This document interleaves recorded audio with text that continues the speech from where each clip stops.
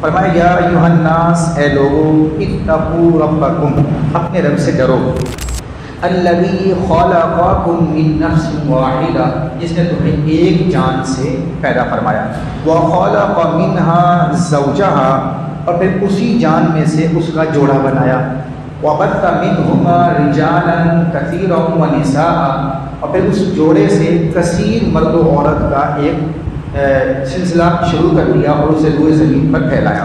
واتقوا اللہ الذی تساءلون بہ والارحام، اور اللہ سے ڈرو جس کے نام پر تم سوال کرتے ہو، والارحام، اور رشتوں کا لحاظ رکھو، یعنی رشتے توڑنے سے بھی ڈرو۔ ان اللہ کان علیکم رقیبا، بے شک اللہ ہر وقت تمہارا رقیب ہے، تمہیں دیکھ رہا ہے، تمہارا نگہبان ہے۔ اس آیت کریمہ میں اللہ تبارک و تعالیٰ نے چند چیزوں کو بیان فرمایا۔ سب سے پہلے کہ انسان کو ایک جان حضرت آدم سے پیدا فرمایا۔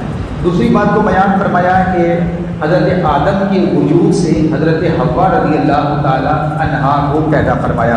تیسری بات، پھر انہی سے نسل انسانی کو کی تخلیق فرمائی اور انہی سے نسل انسانی کو چلایا۔ چوتھی بات، چونکہ نسل انسانی بڑھی، پھیلی اور آپس میں ظلم و ستم کا سلسلہ ہوا، ناراضگیاں ہوئیں، تو اللہ تبارک و تعالیٰ نے پھر آپس میں تعلقات کو بہتر بنانے کے لیے اور توڑنے سے بچانے کے لیے فرمایا کہ اللہ سے ڈرو۔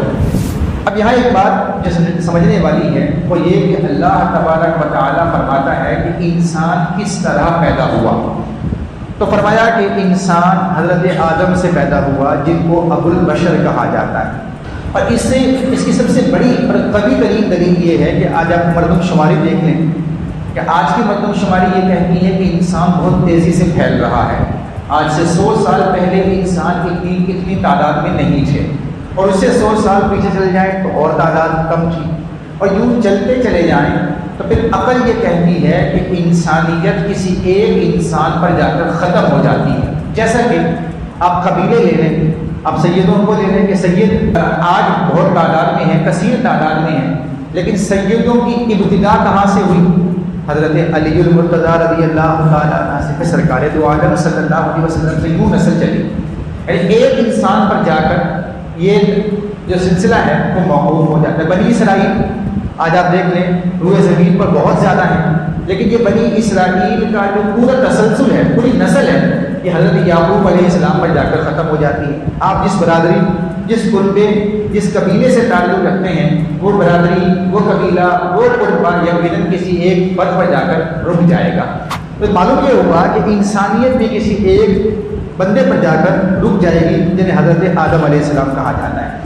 اور جب حضرت آدم علیہ السلام کی پیدائش ہوئی، بدیہی سی بات ہے، اس وقت عورت نہیں تھی، کوئی دوسرا انسان نہیں تھا، تو پھر حضرت آدم کو کسی ایسے طریقے پر پیدا کرنا ضروری تھا کہ جو عام طریقہ نہ ہو، اور اللہ رب العالمین نے بیان فرما دیا کہ آپ کو مٹی سے پیدا کیا، جو انسانوں کی رہائش کا بنیادی ماخذ ہے۔ پھر حضرت آدم علیہ السلام جب آرام فرما رہے تھے تو آپ کی ایک پسلی نکالی گئی اور اس سے حضرت حوا رضی اللہ تعالیٰ عنہا کو پیدا فرمایا، کیونکہ نسل انسانی کو چلانے کے لیے ایک دوسرا وجود چاہیے تھا کہ جن دو سے مل کر ایک نسل چلے، لیکن وہ دوسرا جو وجود پہلے وجود سے کم طریقے پر اور عام طریقے سے ہٹ کر ضرور پیدا ہونا چاہیے تھا۔